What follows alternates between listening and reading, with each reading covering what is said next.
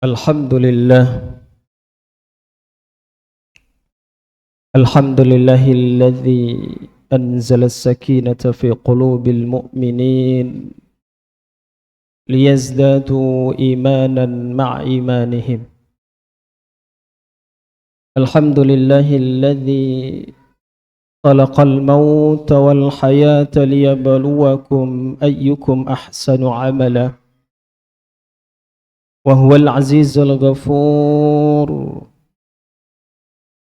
Asyhadu an la ilaha illallah wa asyhadu anna Muhammadan abduhu wa rasuluh. Allahumma salli wa sallim ala habibina Muhammad wa ala alihi wa ashabihi wa man tabi'ahum bi ihsani ila yaumiddin. Fa ya ibadallah, usi nafsi wa iyyakum bitaqwallah wa ta'atihi la'allakum tuflihun.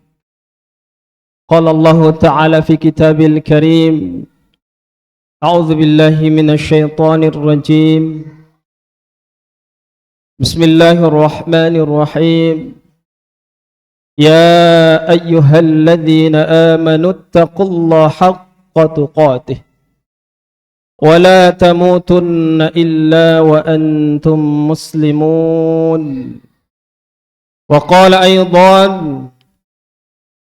يا أيها الناس اتقوا ربكم الذي خلقكم من نفس واحدة وخلق منها زوجها وبث منهما رجالا كثيرا ونساء واتقوا الله الذي تساءلون به والأرحام إن الله كان عليكم رقيبا. وقال رسول الله صلى الله عليه وسلم اتق الله حيثما كنت. صدق الله العظيم وصدق رسول النبي الكريم. Alhamdulillah, marilah kita senantiasa bersyukur kepada Allah Subhanahu wa Ta'ala atas limpahan rahmat, karunia, dan berbagai nikmat yang Allah anugerahkan kepada kita sekalian, sehingga kita bisa menunaikan kewajiban sebagai hamba Allah yang beriman, yakni menjalankan ibadah salat Jumat secara berjemaah. Salawat serta salam tidak lupa kita khaturkan, sampaikan kepada junjungan alam, kepada baginda Muhammad Rasulullah sallallahu alaihi wasallam, yang kelak kita berharap mendapatkan syafaatnya. Dan tidak lupa pula khatib mengingatkan kepada pribadi khatib dan jemaah sekalian untuk selalu meningkatkan kualitas iman dan takwa kepada Allah Subhanahu wa Ta'ala, dalam artian menjalankan seluruh perintah Allah dan menjauhi segala larangannya. Hadirin sidang Jumat rahimakumullah. Di dalam kehidupan ini tidak akan lepas dari pengawasan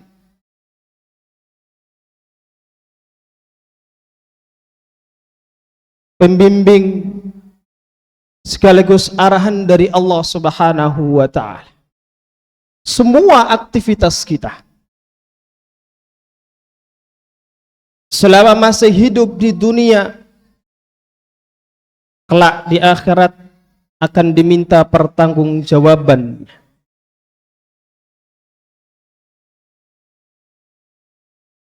Apapun aktivitasnya, apapun yang dia lakukan, baik itu keburukannya maupun kebaikannya, maka kelak akan ditampakkan oleh Allah Subhanahu wa Ta'ala.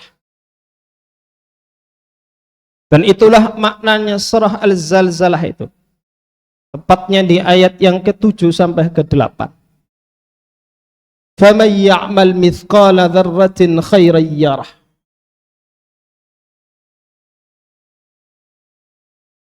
Sekecil apapun kebaikan yang dilakukan akan diperlihatkan oleh Allah Subhanahu wa taala. Sebaliknya, وَمَنْ يَعْمَلْ مِثْقَالَ ذَرَّةٍ شَرًّا يَرَهُ. Sekecil apapun keburukan yang dilakukan oleh seorang hamba akan diperlihatkan oleh Allah Subhanahu wa taala. Maka sesungguhnya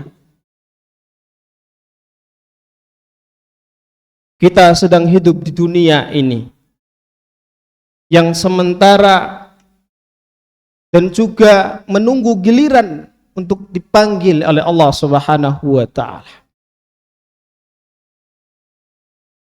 Maka dikasih gambaran oleh baginda Rasulullah sallallahu alaihi wasallam di hari kiamat nanti, di hari akhir nanti, kata Rasulullah, setidaknya ada 4 hal yang akan ditanya oleh Allah Subhanahu wa taala kepada hambanya. Tepatnya hadis yang diriwayatkan oleh Imam At-Tirmidzi. Kata Rasulullah sallallahu alaihi wasallam, la tazulu qadaman 'abdi yaumal qiyamah hatta yus'a al-arba'in al-hisab. Tidak akan bergeser kaki seorang hamba di hari kiamat sebelum Allah menanyakan 4 hal. Apa saja itu? Kata Rasulullah sallallahu alaihi wasallam, yang pertama, an umrihi fima afnah. Allah Subhanahu wa taala akan menanyakan kepada hamba itu, umurmu dihabiskan untuk apa? Allah memberikan umur seorang hambanya mulai ada yang 30 tahun dipanggil oleh Allah, ada yang umurnya 40-an tahun dipanggil oleh Allah, ada yang umurnya 60 tahun, bahkan sampai 100 tahun pun. Bersekian puluh tahun hidupnya di dunia, berapa umur yang digunakan untuk mendekatkan diri kepada Allah Subhanahu wa taala? Berapa umur yang bisa, yang ada nilainya di sisi Allah Subhanahu wa taala dari sekian puluh tahun dia hidup di dunia?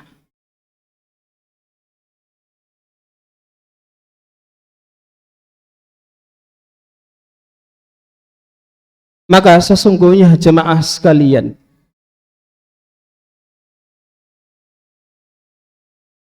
sekarang ini waktunya begitu singkat rasanya.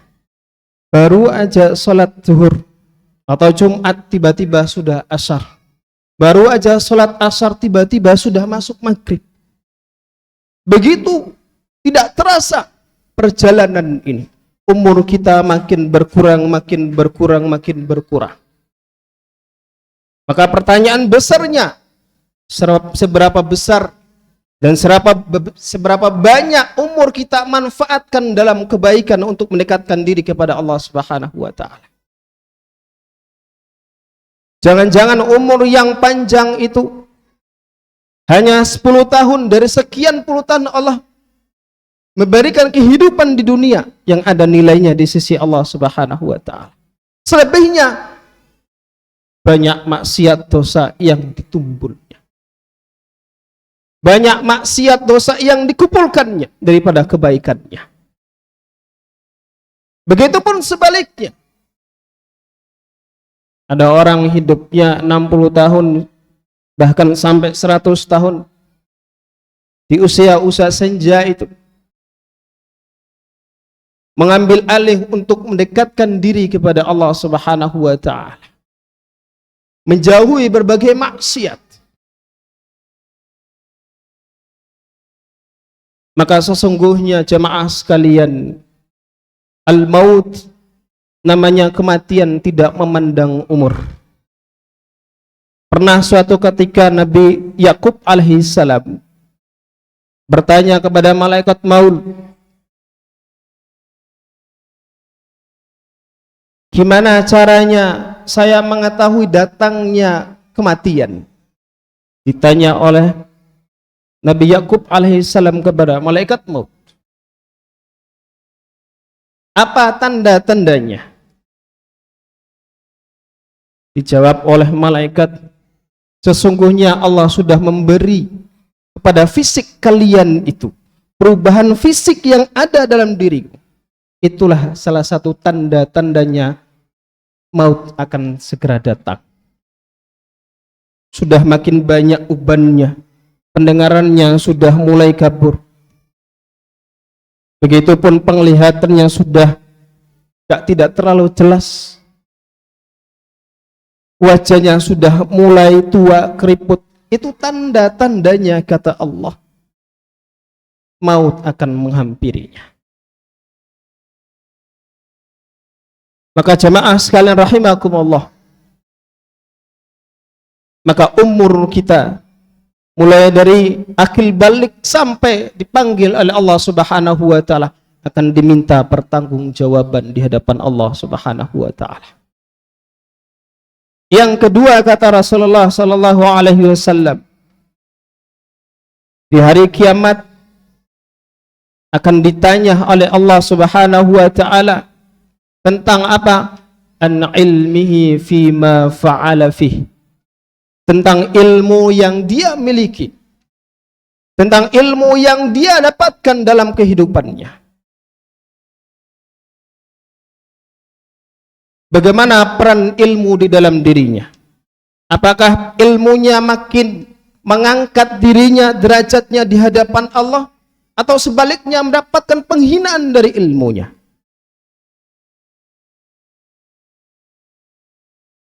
Apakah ilmunya mampu mendekatkan dirinya dan orang lain kepada Allah, atau sebaliknya menjauhkan orang dari Allah Subhanahu wa taala? Pendidikan formal begitu banyak kita lalui. Dari sekian banyak pendidikan formal yang kita lalui, sudahkah kita memahami betul cara kita mendekatkan diri kepada Allah Subhanahu wa taala dengan ilmu yang kita miliki? Jangan-jangan ilmu yang kita miliki menyesatkan kita di dunia, naudzubillah, lebih-lebih di akhirat. Maka ilmu yang kita miliki, kata Rasulullah, kelak akan dimintai pertanggungjawaban di hadapan Allah Subhanahu wa taala. Yang ketiga, jemaah sekalian, kata Rasulullah sallallahu alaihi wasallam, kelak tidak akan geser kaki seorang hamba sebelum ditanya. Bagian yang ketiga ini, kata Rasulullah sallallahu alaihi wasallam, wa an mali min aina iktasabahu wa fima anfaqah. Tentang harta yang dia dapatkan, tentang harta yang dia miliki. Tentang harta ini Allah menanyakan dua hal. Min aina iktasabah, dari mana kamu mendapatkan harta itu? Wa fima anfaqah, yang kedua, kamu habiskan kemana harta itu? Begitu besar tanggung jawab kita di hadapan Allah Subhanahu wa taala tentang harta. Dua pertanyaan disampaikan oleh Allah. Yang pertama, dari mana kamu dapat harta, dan kemana kamu belanjakan harta itu, dan kemana kamu habiskan harta itu. Kadang kita mendapatkan harta dengan cara yang ahsan, yang sangat terbaik, dan bahkan yang baik menurut Allah, belum tentu menghabiskannya dengan cara yang terbaik. Kadang kita dapatkan harta dengan cara yang salah, yang dilarang oleh Allah Subhanahu wa taala. Kadang menghabiskannya dengan cara yang baik, itu pun tidak dibenarkan. Maka sesungguhnya harta yang kita miliki ini kelak akan dimintai pertanggungjawaban di hadapan Allah Subhanahu wa taala. Yang terakhir, Kata baginda Rasulullah SAW yang kelak akan ditanya oleh Allah Subhanahu wa taala di hari kiamat. Wa an jismihi fima ablahu. Tentang jasa ini. Tubuh kita ini akan dimintai tanggung jawab oleh Allah Subhanahu wa taala. Tubuh kita ini digunakan untuk apa? Apakah untuk beribadah kepada Allah dengan berbagai aktivitas ibadah yang Allah tampilkan di dalam Al-Quran itu? Atau bahkan sebaliknya, tubuhnya tidak pernah beribadah kepada Allah, tidak pernah bersujud kepada Allah Subhanahu wa taala. Mulai dari ujung kepala sampai ujung kaki, kelak akan diminta tanggung jawab oleh Allah Subhanahu wa taala.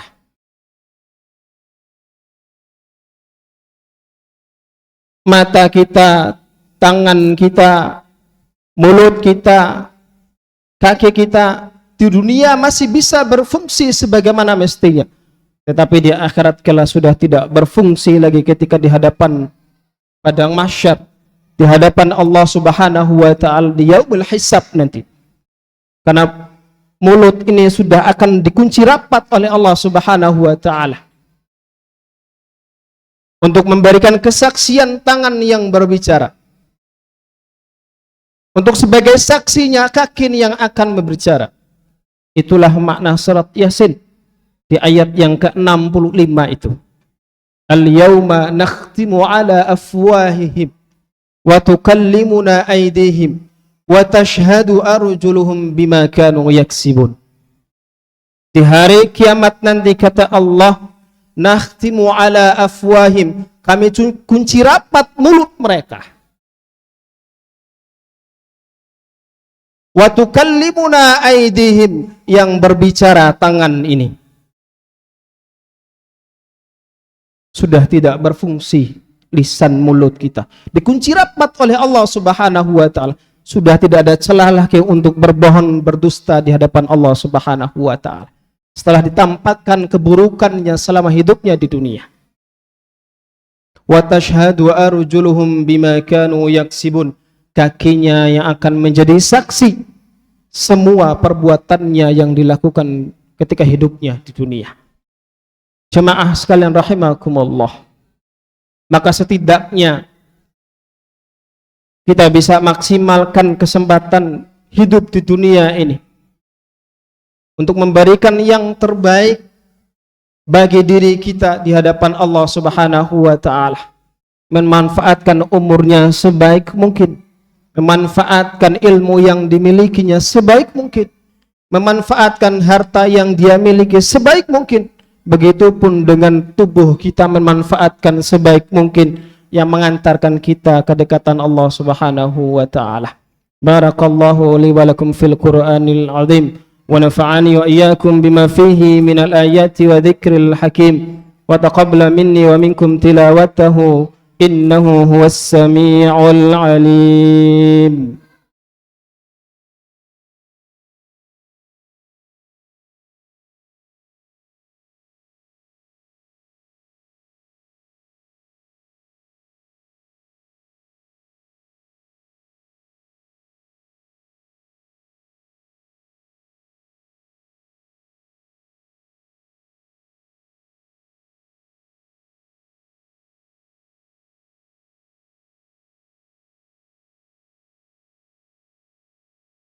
Alhamdulillah hamdan katsiran kama amar.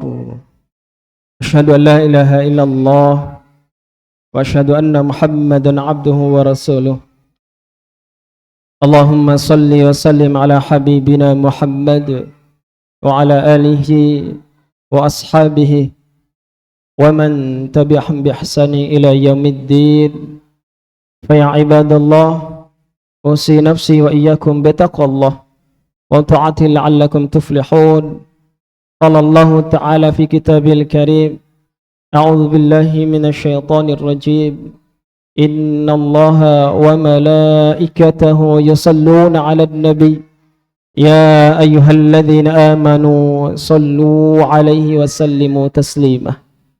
اللهم اغفر للمسلمين والمسلمات والمؤمنين والمؤمنات الأحياء منهم والأموات إنك سميع قريب مجيب دعوة ويا قاضي الحاجات ربنا هب لنا من أزواجنا وذرياتنا قرة أعين واجعلنا للمتقين إماما ربنا ظلمنا أنفسنا وإن لم تغفر لنا وترحمنا لنكونن من الخاسرين ربنا آتنا في الدنيا حسنة وفي الآخرة حسنة وقنا عذاب النار سبحان ربك رب العزة عما يصفون والسلام على المرسلين والحمد لله رب العالمين عباد الله إن الله يأمركم بالعدل والإحسان وإيتاء ذي القربى وينهى عن الفحشاء والمنكر والبغي يعظكم لعلكم تذكرون